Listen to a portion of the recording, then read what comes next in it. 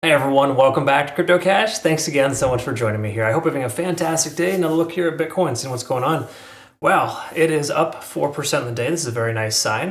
We are breaking through the cloud tentatively and effectively in a position where we might actually be above that previous resistance range. Now again, this yellow line on the chart is that 0.5 fib level for the macro, effectively 55,100. So just keep in mind that is an area of support now that we've broken above. However, it would be nice to close above this here today too as well to get more confirmation. That's generally what we're going to be looking at. We're also going to talk a little bit about liquidation here too. So if you're new to the channel, welcome aboard. If you're not, thanks again so much for watching. Always hit that like button if you could, please, on every video. Absolutely helps get this in front of more people who deserve a fighting chance to stop getting destroyed in the market. And what we want to look at, of course, is if there's potential for long positions. Short answer is yes, but we got to recognize that, previous support.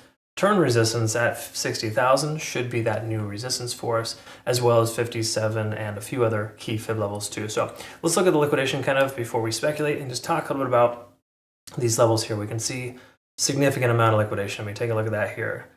1 billion, 1 billion, like pretty much every line here is $1 billion worth. So again, 49K does have a lot of liquidation. I'm not proposing we're going to see that exactly because we have held fairly strong and recovered nicely, but another, event essentially happens, the price could definitely sweep down there. So I have a lot of limit orders set just to be on the safe side there in case the price does pull back. I would maybe recommend the same thing.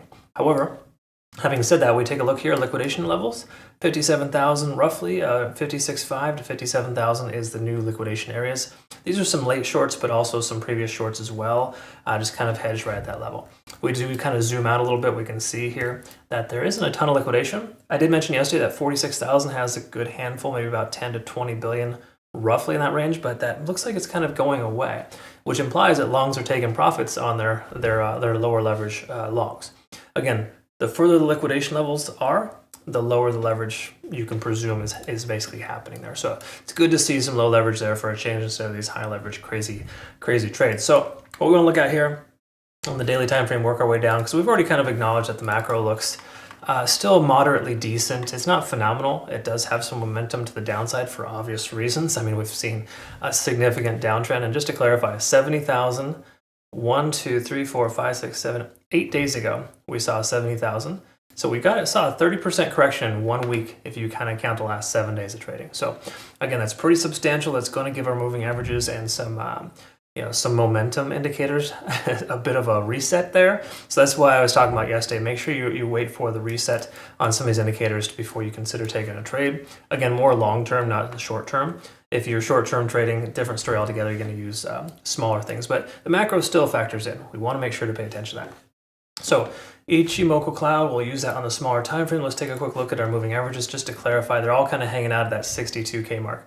The first thing we want to have as far as confirmation is concerned, and we're going to be a long ways from that, is to be back up over the 20-day SMA. So when this guy starts kind of coming down, the price goes up, and eventually that's roughly when we're going to have more confirmation that we've broken this bearish trend. For now, we got to presume that the trend is still down because it's obviously defined itself as such. We also have this short-term trend line too, which we'll discuss here in a little bit. That's on smaller time frames. We can identify that also being an important factor. So we just got to kind of recognize that we want to pay attention to that. Okay, we bounced off 30 on the RSI, or more importantly, broke back up above 30. That is generally a bullish sign, not necessarily a sign to take a bunch of longs with no regard, but to let us know that we are potentially back on track and the price could continue higher. Especially with a descending broadening wedge pattern, there's a decent chance we could see the price continue upwards. If you saw my Twitter, TikTok, and YouTube short from yesterday, you'll note that we also have a CME gap here, which is pretty substantial, a new one. In fact, it kind of looks funky when you zoom out, but it is between 59.5 and 62.5. Okay, so that's a new CME gap that was created as a result of the previous getting filled, the price going down as fast as it did. So that in combination with the descending broadening wedge pattern does imply we should be able to see the price action continue further up to sweep that level. Okay, again, that's roughly in this range here.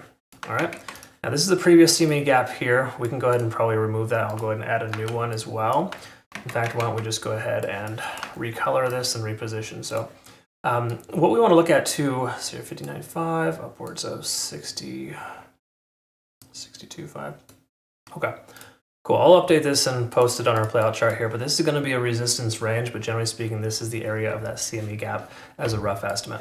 We'll look at that here a little bit later, just kind of paying attention to that. What we want to also recognize here in the 4-hour time frame is that we are trending towards 50 on the RSI. Generally, it's going to work as a resistance. We break above that, might be a different story altogether. We'd probably have some type of continuation effort to get to that 60K mark. Okay. Between now and then, we can presume that we're still under a lot of resistances. There's no distinct probability the price is going to continue higher. Okay, when we look at the MACD, we are converging. This is generally a favorable sign, just kind of letting us know we've shifted momentum. But you got to recognize you're going to see a convergence on the MACD pretty easy, or it doesn't take much to see that based on the simple fact of how fast the price moved down. So the significant downtrend, the moving averages are going to work faster to move up. So it'll give you some false positives. So just be careful. Just because we're converging on the MACD doesn't mean we've broken bullish. We want to be back up above the 20-day SMA here at the very least. That's usually a good little trend setter there, letting us know that we've confirmed being on the right side of tracks. But between now and then, we can presume, again, this is best to presume until it doesn't, that we're going to continue to reject off of this descending trend. Okay, so one might say that a short at 57,000 may be appropriate considering we're getting close to that level. There's a decent amount of liquidation there. Once that's swept, the price should pull back from there. Once again, it may not be an aggressive pullback. It may not happen at all. The price could literally continue higher. But again, I'm not trying to get you stuck on the mindset of shorting either. That's not even the case. We want to kind of let this ride. Obviously, the market's doing pretty well today, decent recovery, but a lot of that is because Bitcoin's holding the line here between 55 and 56K, and that's allowing altcoins to recover. So the easy way to understand it is that you'll probably find more success right now taking longs than shorts, but you got to recognize we do have some resistance coming up, this 0.382 fib at 57K. That could very well work as a resistance. And let's go ahead and double check the hourly and see where we're at here. And as we discussed earlier, we had broken above the cloud. The lagging span is free and clear of the price action. If I were to recommend anything, I would say that once the price action breaks free, that's generally where you want to consider a long. Or inverse, of course, as well. If this were to come down here, that's when you take a short.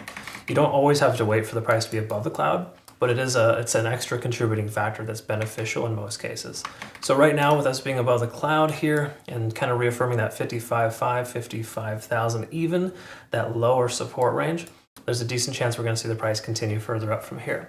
However, you got to recognize too, again, we do have some liquidation here. Once that is swept, there's a decent chance we could see a pullback. But if you look at this, there's not a lot of incentive minus a significant amount of liquidation at 50,000, 49,000. So that's a long ways away with the majority of the price action being above the price as far as liquidation is concerned. That leads me to believe we are more likely to see the price continue higher and to kind of at least retest this 57 to 60K range. So this little range here is more likely than not going to be tested here soon. It's kind of what we're looking at there for Bitcoin. So I would say if you're going to take a long, just make sure you monitor it closely, low leverage, low position size to be safe. And then if you do end up taking a short, I would wait for the price to kind of get up into the 57 to 60K range before you consider that.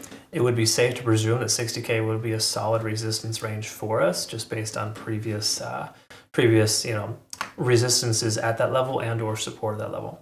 While you probably are rolling your eyes right now thinking, well, 60,000 didn't hold for crap. It's true.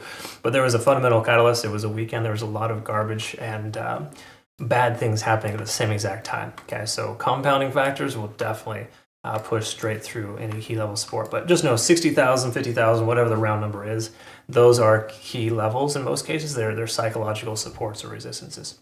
So just a heads up. That's where we're at there, though, folks. We'll go ahead and post this playout chart here on our Twitter, Telegram, and Discord. Feel free to reference that. If you're a part of our Discord, though, keep in mind we do have a newer section here, Trade Alerts. Make sure you enable alerts there. You can go to Coin Calls here and choose which coins you want to follow. And just kind of get you some extra features there, extra benefits, of course. Just trying to make sure to bring as much as I can to you there, folks. So, again, I appreciate your support. Don't forget to like the video, comment below if you get a chance. We'll see you all in the next one. Have yourself a great rest of your day. Take care.